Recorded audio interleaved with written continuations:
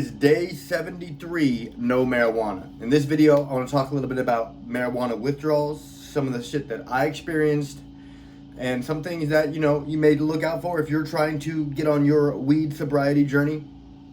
And, everyone's different. So, when I first started this, I had a lot of people commenting saying that you don't experience withdrawals from marijuana.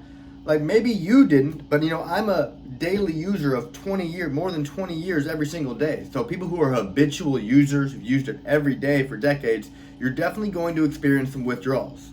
So let's get into it, guys. What I really noticed when I first quit the first week, I got stomach issues. Something was going on with my stomach, and I was getting headaches.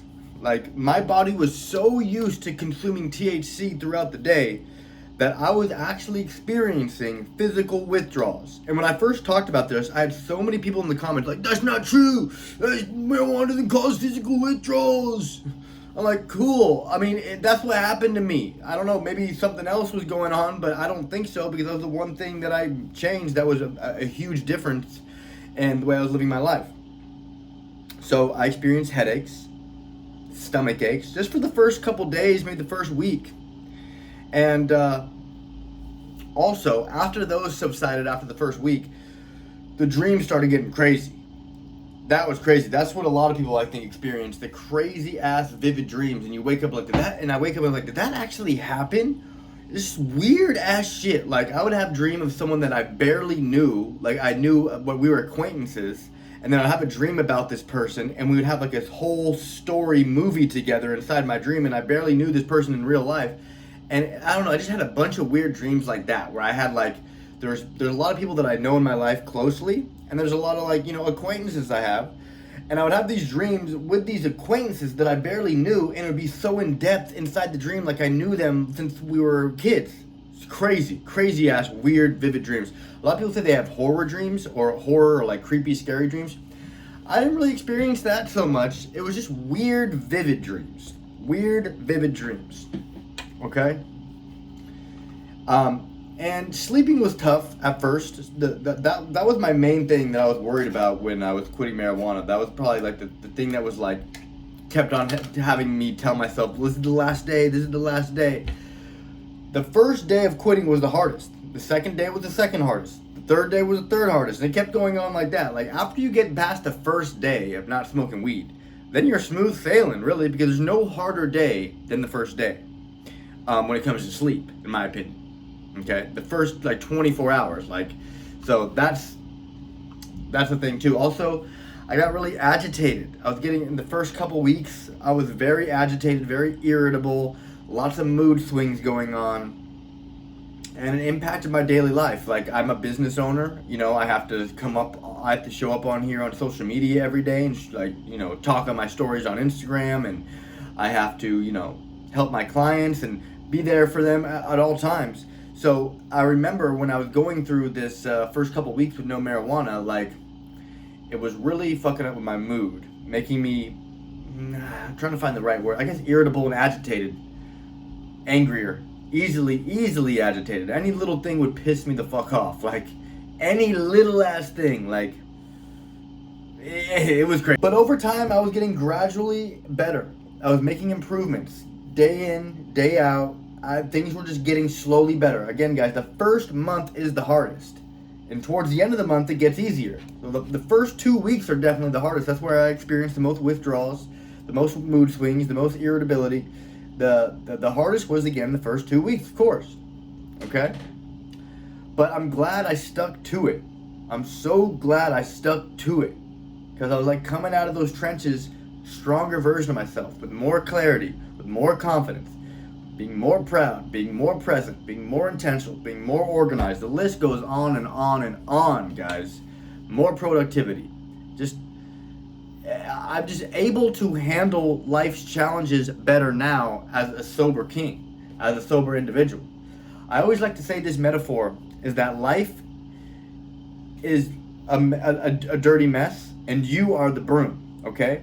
So most people who smoke marijuana, or most people who use drugs or have negative habits, are a shitty broom. We're shitty versions of ourselves. So the broom, the handle's broken, The bristles, there's not very many and they're kind of weak. So when you go to sweep up the mess, you're not really trapping any of the dirt, okay? And it's like hard to like pick up the mess. It's hard to sweep up the dirt.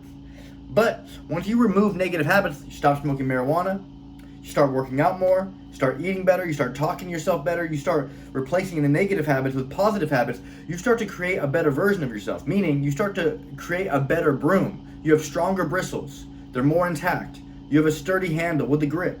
So when you have a nice dustpan. So when you go to sweep up the mess, you actually pick up the dirt.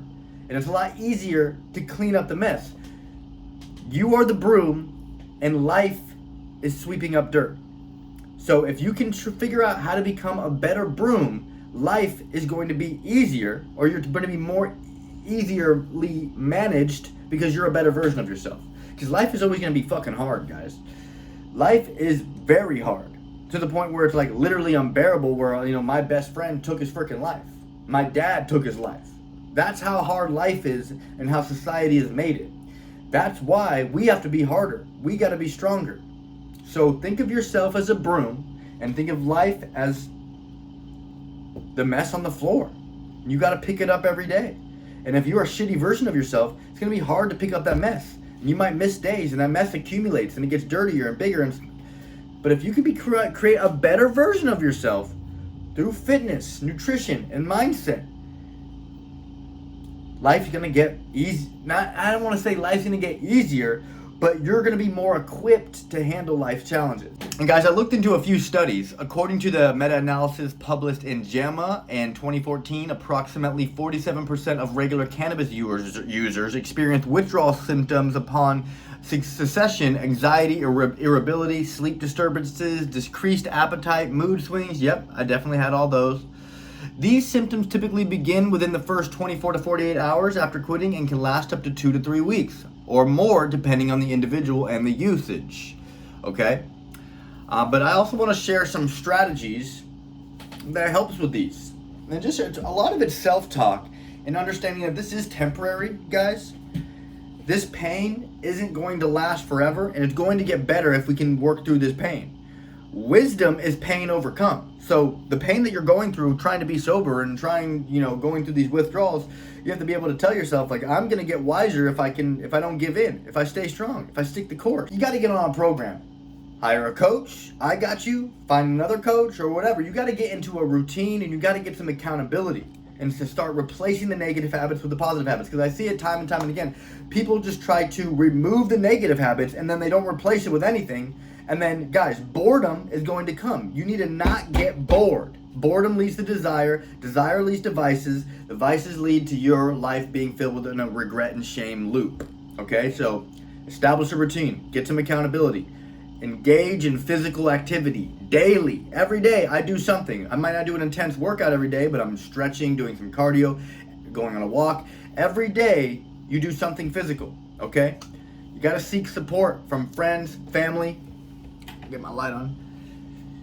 You got to seek support from friends, family, coaches, mentors, and practice mindfulness or meditation. Someone like me with hyper ADHD, I can't meditate. I'll get an aneurysm if I try to meditate. So my form of meditation is training hard, is working out. That's my that's my tranquility, that's my safe space.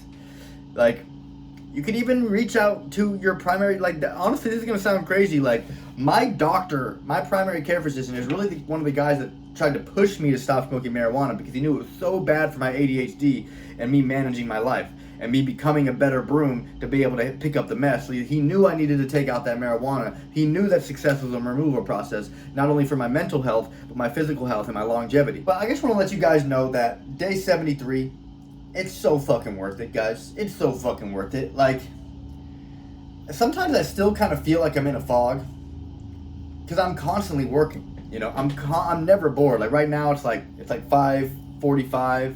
I'm making this video. I've been working all day. I'm a little tired. I'm a little drained. I almost kind of feel high. And like I still think that because I've been smoking so much weed and doing other drugs and other weird shit for so long, I still have the fog. And it might take more than a year or 6 months to a year for me to completely have the clarity that I really am after. But People downplay clarity and confidence. Guys, clarity and confidence will change your fucking life.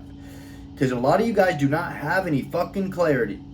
When you gain clarity, you know who you want to be and what steps to take. And when you gain confidence, you have the confidence to actually take those steps and change your fucking life.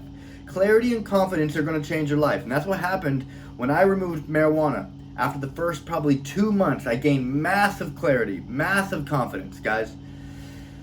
And I want to invite you guys, share your experience in the comments, your withdrawals, how you're feeling. Are you still smoking marijuana? I don't hate you. You know, I'm just saying what's working for me. I truly believe success is a removal process. But again, guys, I hope you got value from this video. If you did get value, please subscribe, like, comment, and I'll see you guys in the next video.